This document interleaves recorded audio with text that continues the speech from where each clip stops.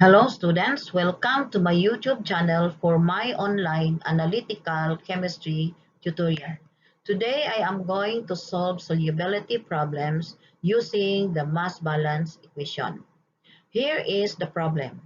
Calculate the molar solubility of strontium oxalate in a solution that has a fixed hydronium ion concentration of 1.0 times 10 to the minus 6 molar, 1.0 times 10 to the minus 7 molar, 1.0 times 10 to the minus 9 molar, and 1.0 times 10 to the minus 11 molar.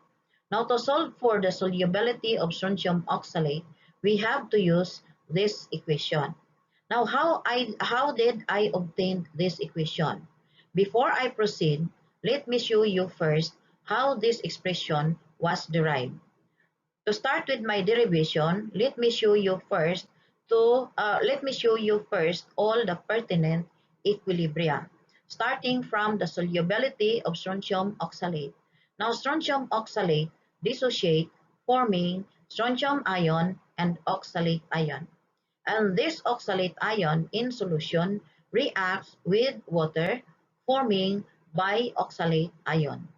Then this bioxalate ion reacts with water, forming oxalic acid. Hence, there are three other equilibria present in this solution, and these are the equilibrium for the first ionization of oxalic acid, the equilibrium for the second ionization of oxalic acid, and the equilibrium for the dissociation of water. Next, we have to define our unknown. Our unknown here is the solubility of strontium oxalate. Now, from this equilibrium equation of strontium oxalate, we can say that 1 mole of strontium oxalate produce 1 mole of strontium ion and 1 mole of oxalate ion. So this means that the amount of strontium oxalate dissolved is equal to the equilibrium concentration of strontium ion. Hence, our solubility expression is equal to the equilibrium concentration of strontium ion. Next, we have to write all the equilibrium constant expression of this equilibria. Okay, so starting from the equilibrium of strontium oxalate, we have the solubility product constant, or the KSP expression for the solubility of strontium oxalate. And this is equal to the equilibrium concentration of strontium ion times the equilibrium concentration of oxalate ion. And this is equal to 5 times 10 to the minus 8. Also, for the first dissociation of, or the first ionization of oxalic acid. Now remember, oxalic acid is a diprotic acid. Therefore, oxalic acid has two ionization constant, and these are the Ka1 and the Ka2. Now for the Ka1 expression, this is for the first ionization of oxalic acid.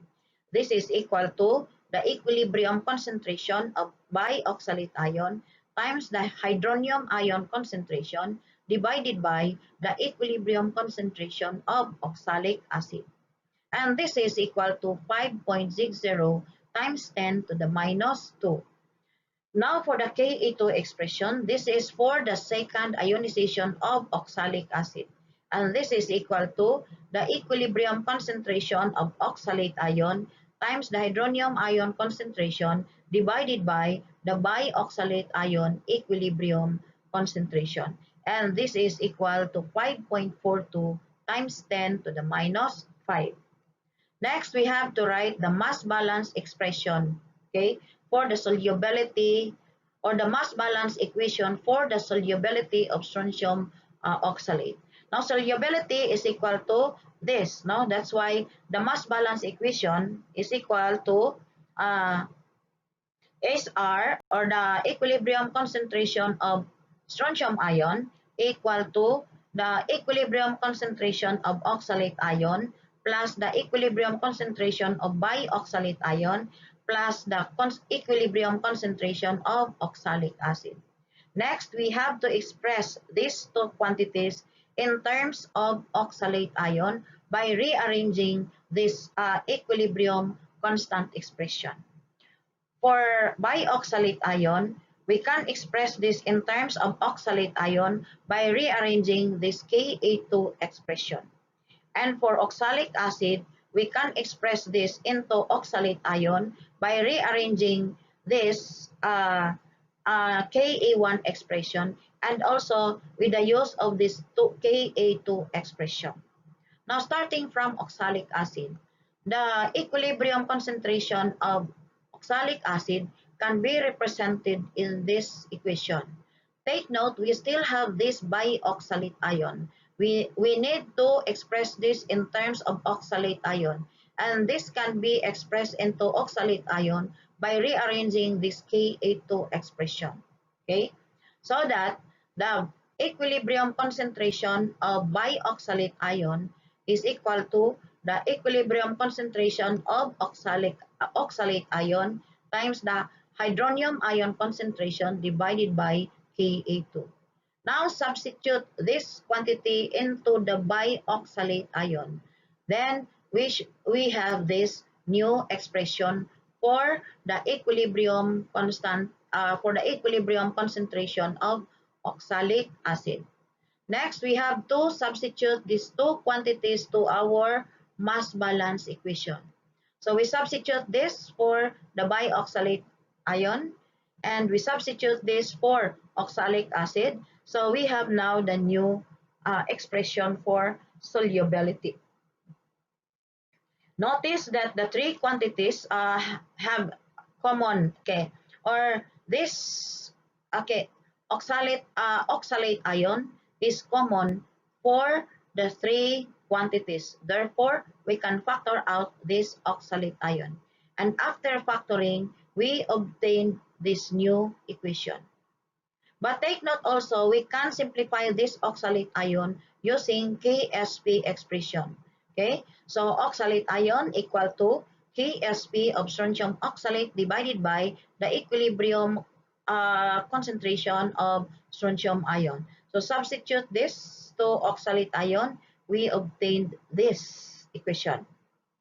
Now, to eliminate this denominator, we have to multiply the whole equation by this, so that our new equation is the square of this equilibrium concentration of strontium ion. Now remember, the solubility of strontium oxalate is represented by this. This is equal to the equilibrium concentration of strontium ion.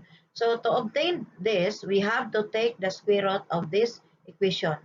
So forming this new and final equation for the calculation of the molar solubility of strontium oxalate. Notice that this equation here is the same as this equation. So this is now our final equation for the calculation of molar solubility of strontium oxalate. Next, we have to substitute the value of Ksp, the value of Ka2, the value of Ka1, and the hydronium ion concentration into this expression, okay, and then simplify. So the answer for this are the following, no? So this letter A here is the answer. Okay, this one is the answer for letter A. This one is the answer for letter B. This one is the answer for letter C. And lastly, this one is the answer for letter D. I hope you enjoyed this problem. If you like this video, please like, share, and subscribe. Thank you for viewing.